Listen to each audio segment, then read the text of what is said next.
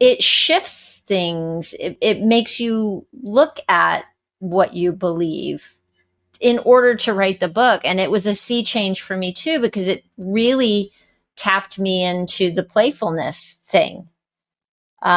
With late bloomer living, it was like, no, aging playfully is, I think, the key to reinventing yourself with a sense of playfulness and exploration. And that, I don't know that I would have come to that new understanding without having written a book.